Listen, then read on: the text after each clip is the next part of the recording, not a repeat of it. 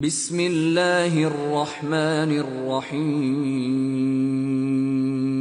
نستعينه ونستغفره ونعوذ بالله من شرور أنفسنا ومن سيئات أعمالنا من يهده الله فلا مضل له ومن يضلل فلا هادي له أشهد أن لا إله إلا الله وحده لا شريك له وأشهد أن محمدا عبده ورسوله أما بعد ربي اشرح لي صدري ويسر لي أمري واحلل عقدة من لساني يفقهوا قولي.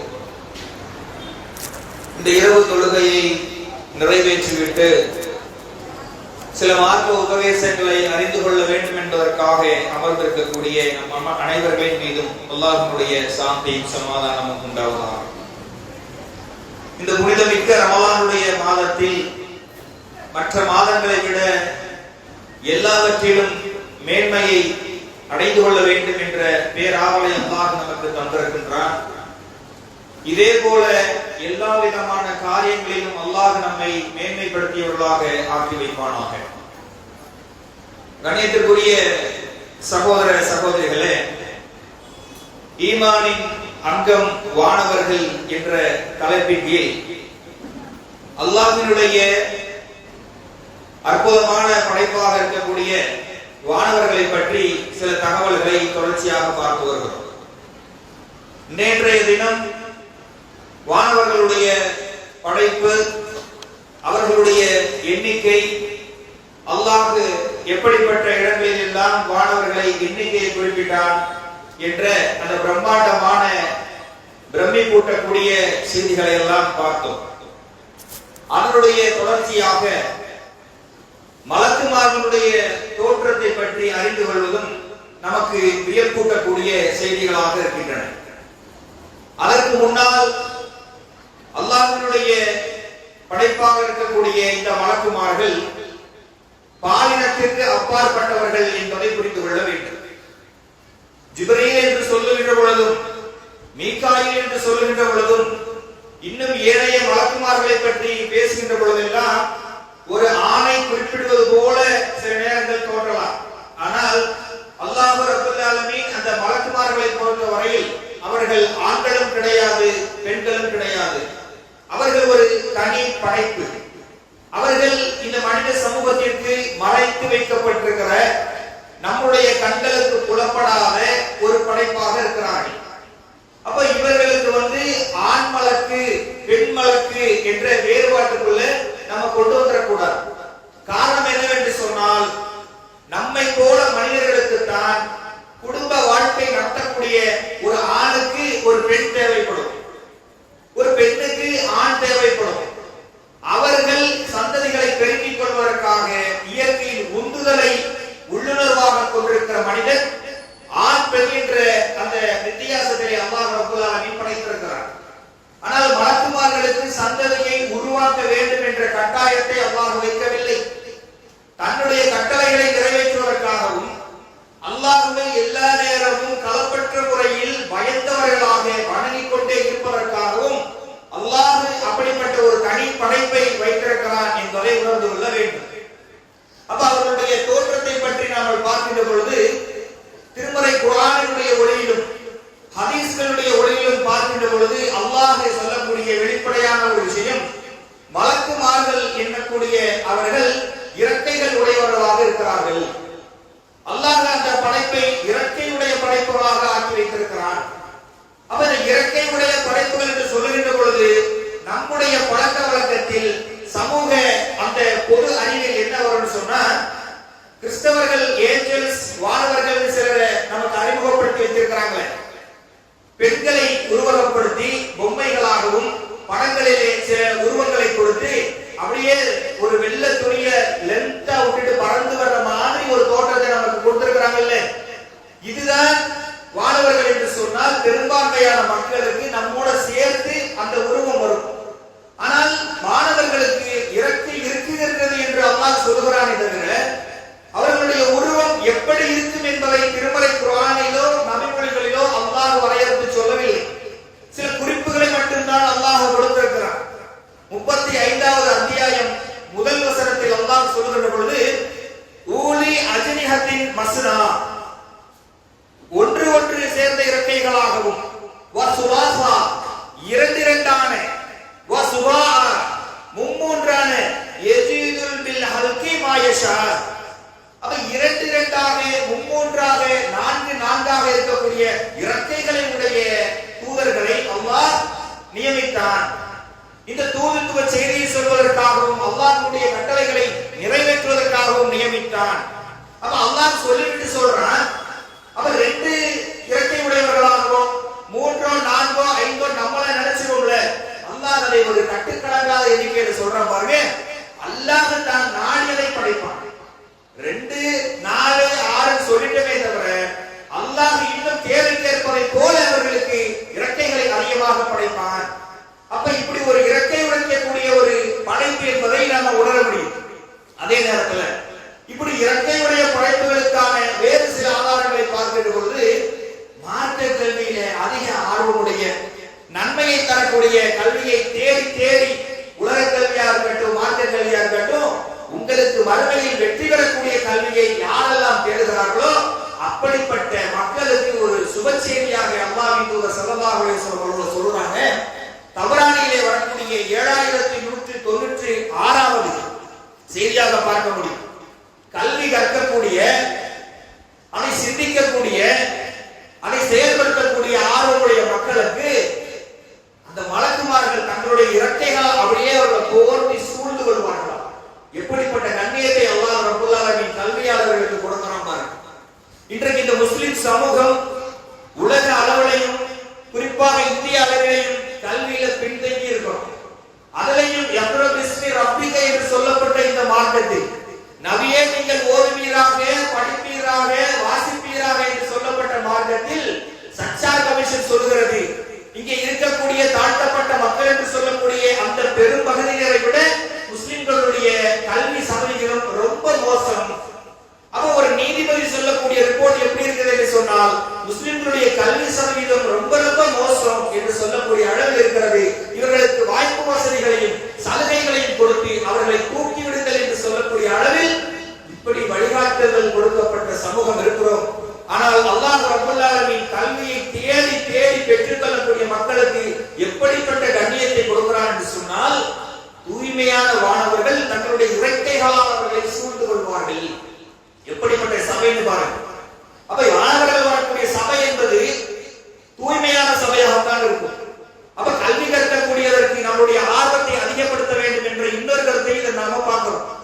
அதே நேரத்தில் அந்த வானவர்களுடைய தோற்றத்தை அல்லாஹ் சொல்லுகின்ற பொழுது மிக மிக அழகானவர்கள். இதை நம்ம எப்படி புரிஞ்சுக்கணும் அப்படின்னு சொன்னா, வானவர்களுடைய தோற்றத்தை நாம பார்க்க முடியாது. குர்ஆன் ஹதீஸின் மூலமாக அல்லாஹ் வர்ணனையும் செய்யவில்லை, குறிப்புகளை கொடுத்திருக்கிறான். அப்ப நாம ஒன்றை திங்க் பண்ணி ஒரு உருவத்தை நாம உருவகப்படுத்தி விடக் கூடாது. ஆனா அல்லாஹ் சொல்லக்கூடிய இவர் அழகானவர்கள் என்று சொல்லக்கூடிய சில செய்திகளை வைத்து வானவர்கள் அழகு மிக்கவர்கள் என்பதை நாம் புரிந்து கொள்ள முடியும்.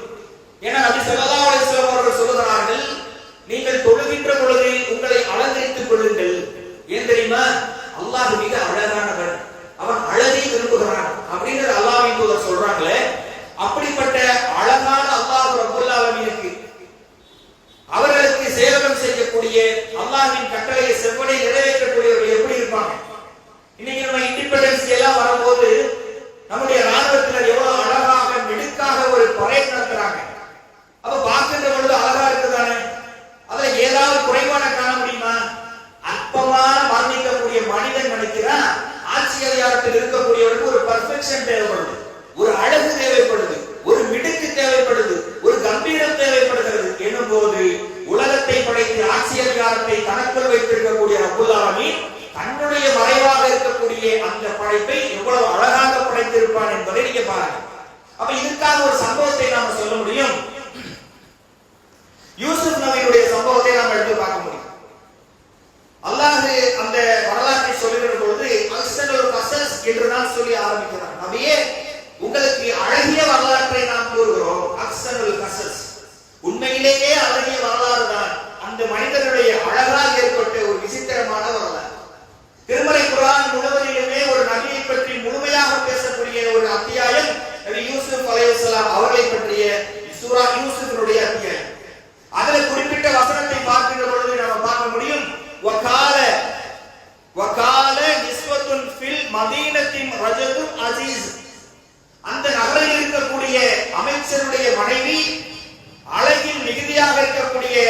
இந்த யூசுப் நபியின் மீது அவர்கள் மையல் கொண்டு விட்டார்கள், தவறான வழியிலே அவரை நடத்த முயற்சி செய்தார்கள் என்ற செய்தி எகிப்தில் இருக்கக்கூடிய பெண்கள் மத்தியில பரவுது. முதல்ல அப்படி பரவி பெண்கள் எல்லாம் பேசிக் கொண்டிருக்கின்ற செய்தி அந்த தவறான வழி கலைத்த அமைச்சருடைய மனைவியினுடைய காதுக்கு வரவும், அந்த பெண் என்ன நினைக்கிறாள் என்று சொன்னால், யூசுப்பை பார்த்து எப்படி நான் மயங்கினேன் என்பதை எப்படி நிரூபிப்பது?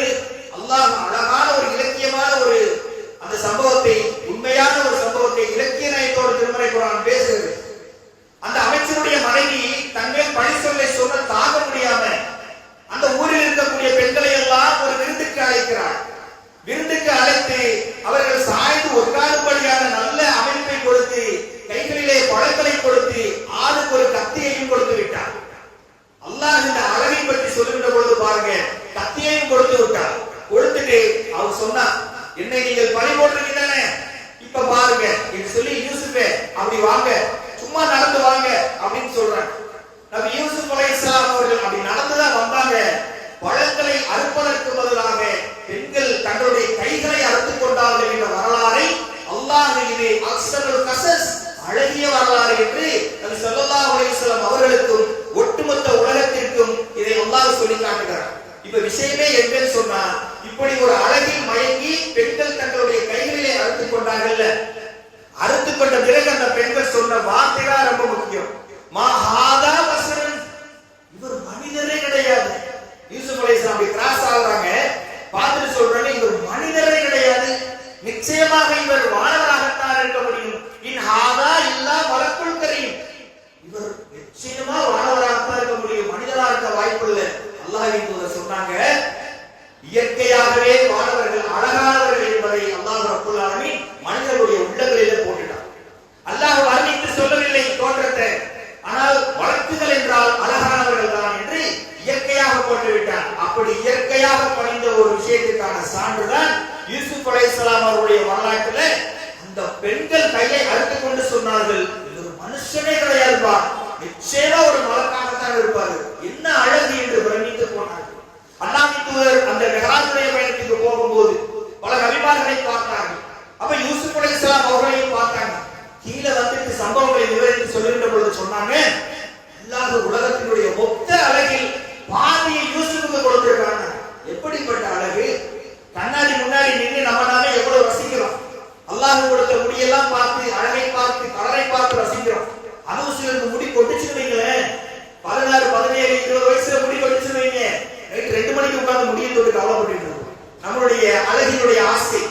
ஆனா நபி ஸல்லல்லாஹு அலைஹி வஸல்லம் அவங்க சொன்னாங்க, உலகத்தினுடைய மொத்த அழகில் பாதியை யூசுஃபுக்கு அல்லாஹ் கொடுத்திருந்தார். அப்போ அப்படி அவரை பார்த்துவிட்டு அந்த பெண்கள் சொன்னார்கள், வானவர் தான் இவர் இருக்க முடியும் என்று சொன்னார்கள். இன்னொரு வசனத்துல அல்லாஹ் சொல்கிறான் ஜிப்ரீல் அலைஹிஸ்ஸலாம் அவர்களை பற்றி. 53வது அத்தியாயம் 5 மற்றும் 6வது வசனத்தை எடுத்து பார்த்தீங்கன்னா, அல்லமருல் சதீதுன் குவத்தும் மிர்ரத்தின் ஃபாஸதவா, அழகும் வலிமையும் நிறைந்த இந்த ஜிப்ரீல் மூலமாக இந்த திருமறை குர்ஆன் வசனங்களை இறக்கினோம் அல்லாஹ் சொல்றான். அப்ப அல்லாஹ் இந்த மலக்குமார்களை அழகு என்று சொல்லக்கூடிய சம்பவங்கள் அளவாக இருந்தாலும் நிச்சயமாக அவர்கள் ஒரு அழகிய படைப்பு என்ற ஒரு விஷயத்தை நாம பார்க்க முடியும். அதே நேரத்துல இப்படி ஒரு படைப்பை மனிதன் உலகத்தில் பார்க்க முடியுமா என்ற கேள்வி எழுந்தது என்று சொன்னால், நிச்சயமாக அல்லாஹ் அதற்கு ஒரு வாய்ப்பை வைத்திருக்கிறார். நம்முடைய மரண வேலை நெருங்குகின்ற பொழுது நமக்கான இறுதி நொடிகள் அல்லாஹ்வுடைய கட்டளை வந்து இந்த மனிதனுடைய உயிரை பறிக்கக்கூடிய வானவருக்கு அல்லாஹ் கட்டளையிடுவானே, அப்பொழுது அந்த காட்சியை அகமது என்ற நபிமொழி தொகுப்பில் அல்லாஹ்வின் தூதர் ஸல்லல்லாஹு அலைஹி வஸல்லம் சொல்லி இருக்கிறார்கள். எப்படி மரணம் நெருங்கக்கூடிய ஒரு மனிதன் இருப்பான், அவன் அவனுடைய கண்களுக்கு தெரியக்கூடிய கடைசி அந்த காட்சிகள் என்னவென்று சொன்னால், அவன் கண் எட்டுகின்ற தூரம் வரைக்கும் உயிரை எடுக்கிறதுக்கு ஒரு மலக்கு வர மாட்டாங்க, ஒரு மலக்குமார்களுடைய ஜமாத்தே வந்து நிற்கும். அல்லாஹ்வின் தூதர் சொல்றாங்க,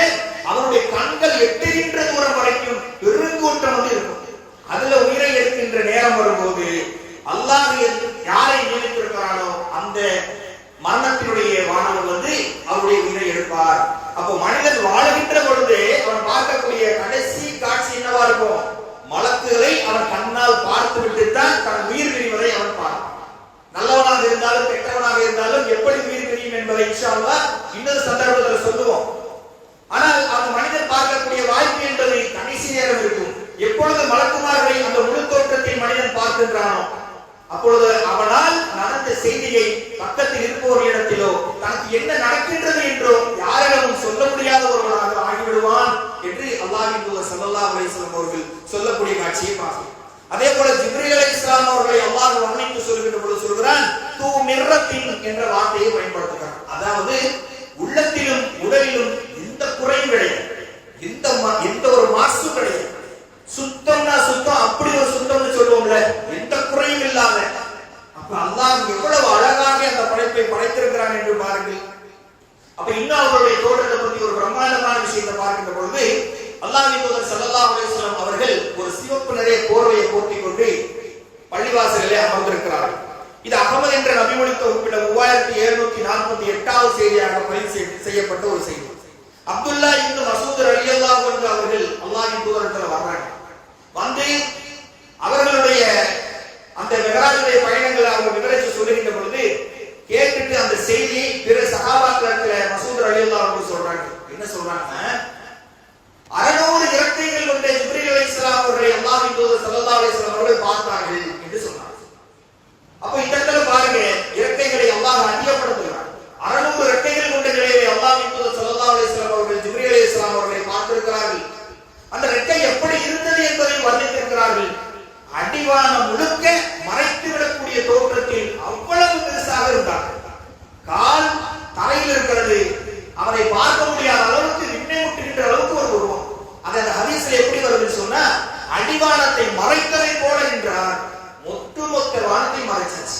நீங்க ஒரு கடற்கரையில் நின்று பார்த்தீங்கன்னு சொன்னா அந்த கடலும் வானமும் ஒன்று சேர்ற மாதிரி இருக்குமே, அதைத்தான் அடிவானம்னு சொல்லுவாங்க. எந்த பக்கம் திரும்பி பார்த்தாலும் அடிவானம் ஒரே மாதிரி இருக்கும். அந்த ஒட்டுமொத்த அடிவானத்தையும் மறைத்ததாக ஒரு தோற்றம் இருக்கிறது. 600 ரெக்கைகளை கொண்டவர்களாக இருந்தார்கள். அந்த ஒரு ரெக்கை எப்படி இருந்ததுன்னு சொன்னா, இந்த திசையிலிருந்து அடுத்த திசையை எட்டுகிற வரைக்கும் அந்த திசை இருந்தது. அந்த வண்ணமயமான ரெக்கைகளில் இருந்து முத்தும் பவளமும் அப்படியே முதிர்ந்து கொண்டிருந்தது என்ற செய்தியை நாம அகமதுங்கிற ஹதீஸ்ல பார்க்க முடியும். அல்லாஹ்வின் தூதர் இப்படிப்பட்ட வர்ணனைகளை, தான் கண்ட மலக்குமார்களுடைய காட்சிகளை இது போன்ற விஷயங்களை நமக்கு வர்ணிக்கிறார். அதே போல அவர்கள் சில நேரங்களில் நிறங்களை கொண்டவர்களாகவும் இருந்திருக்கிறார்கள். அல்லாஹ்வின் தூதர் ஹிரா குகையில அந்த மலக்கை பார்த்தாங்கல்ல, அதற்கு முன்னால் முழு தோற்றத்துல ஜிப்ரீல் அலைஹிஸ்ஸலாம் அவர்களை பார்க்கின்ற போது ஒரு பச்சை நிற ஆடை அல்லது பச்சை நிற கீழ மேட் மாதிரி கம்பளியை போல அப்படி ஒரு பச்சை நிற துணியின் மேல் ஆடையின் மேல் இருந்தார்கள் என்ற செய்தியை நம்ம பார்க்க முடியும். அப்போ இதை இப்படிப்பட்ட மலக்குகளுடைய விஷயங்களை பார்த்துக்கிட்டு வரும் பொழுது அல்லாஹ் பிரம்மாண்டத்தை அப்படியே கூட்டிக் கொண்டே போகிறான்.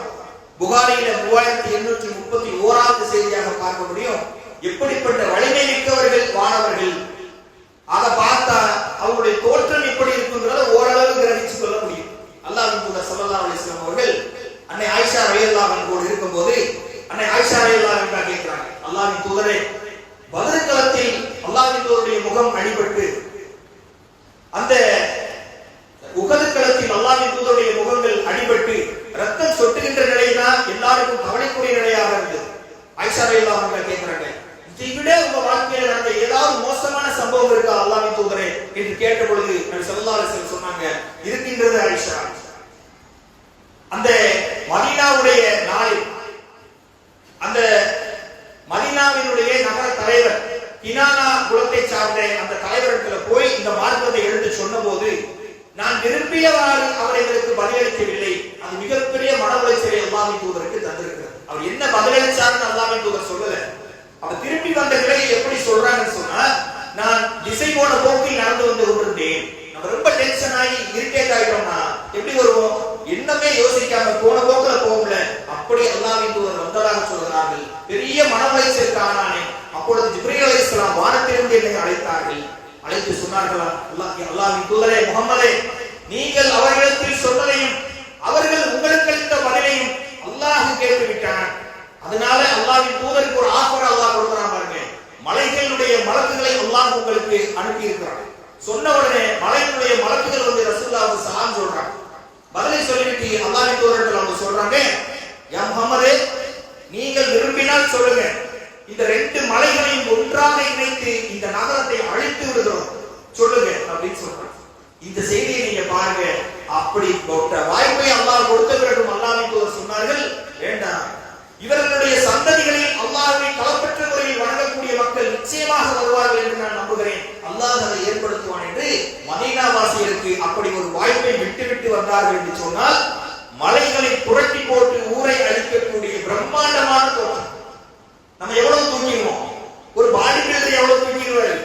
சொல்லுங்க, 2 மலையை தூக்கி போட்டு சோழை முடிச்சிருன்னு சொல்றாங்க. அப்ப இவ்வளவு பெரிய பிரம்மாண்டங்களுக்கு சொந்தக்காரர்களாக இருக்கிறார்கள். அப்ப அதை விட பிரம்மாண்டத்தை அல்லாஹ் ரப்பல் ஆலமீன் கூட்டிக் கொண்டே போகிறான் பாருங்க.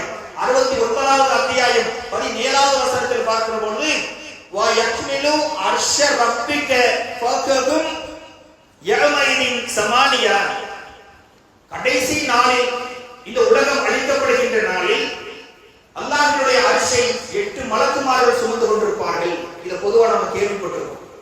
8 மலக்குமார்கள் சுமந்து கொண்டிருப்பார்கள். ஆனால் அந்த அரிசி எப்படிப்பட்டதுங்கிறத முதல்ல தெரிஞ்சுக்கணும். வானங்களையும் பூமியையும் உள்ளடக்கியது. அவ்வளவு பெரிய விஷயம். எந்த அளவுக்கு ஒரு ஒப்பீடு சொல்வதாக இருந்தால், ஒரு பெரிய பாலைவனத்துல சின்ன ஒரு இரும்பு வளையத்தை போட்டால் எப்படி தெரியும்? அப்ப அது போல அரிசியினுடைய இடத்துல எல்லாமே முங்கிடும். அந்த அளவுக்கு அல்லாஹ்வுடைய ஆசிரம் என்பது அவ்வளவு பெருசு. அவ்வளவு பெருசையும் அந்த 8 மலக்குமார்கள் தாண்டி கொண்டிருக்கிறார்கள் என்று சொன்னால், பிரம்மாண்டத்திலும் பிரம்மாண்டமான அந்த 8 தான் நம்பர். அப்ப அளவாக தெரியுது. ஆனால் எப்படிப்பட்ட பிரம்மாண்டத்தை உடையவர்களாக இருப்பார்கள் பாருங்க. இதை அல்லாஹ்வின் தூதர் ஸல்லல்லாஹு அலைஹி வஸல்லம் அவர்கள் இன்னொரு இடத்துல வளர்க்கிறாங்க. அர்ஷை சுமக்கக்கூடிய வானவர்களுடைய தோற்றத்தை விவரிக்க அல்லாஹ் எனக்கு அனுமதி கொடுத்தான். ஒரு சின்ன ஒரு எக்ஸ்கியூஸ் மாதிரி, ஒரு சின்ன ஒரு வாய்ப்பு மாதிரி அல்லாஹ் சொல்லியிருக்கிறான் போல இருக்கு. அல்லாஹ்வின் தூதர் சொல்றாங்க, அபூதாவூதுல 4729வது ஹதீஸ்ல பார்க்க முடியும். அல்லாஹ்வின் தூதர் விளக்குறாங்க, அந்த மலக்குகள் எப்படி இருப்பாங்கன்னு சொன்னா, இந்த ஒரு செய்தியை சொன்னாலே மொத்த உருவம் எப்படின்னு நமக்கு தெரிஞ்சிடும்.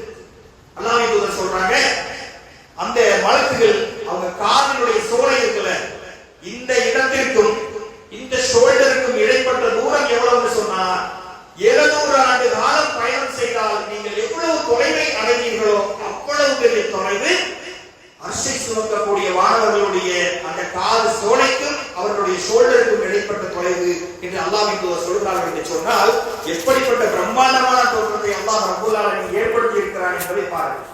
அதே நேரத்துல மிக அதிவேகமாக அல்லாஹ்வின் கட்டளையை செயல்படுத்தக்கூடியவர்களாக இருக்கிறார்கள். நேற்றைய தினம் பார்த்தோம், லைட் ஸ்பீட். இங்க படிக்கக்கூடிய மாணவர்கள் இருக்கிறீங்க, ஒளியின் வேகம் எவ்வளவு? யாராவது சொல்றீங்களா?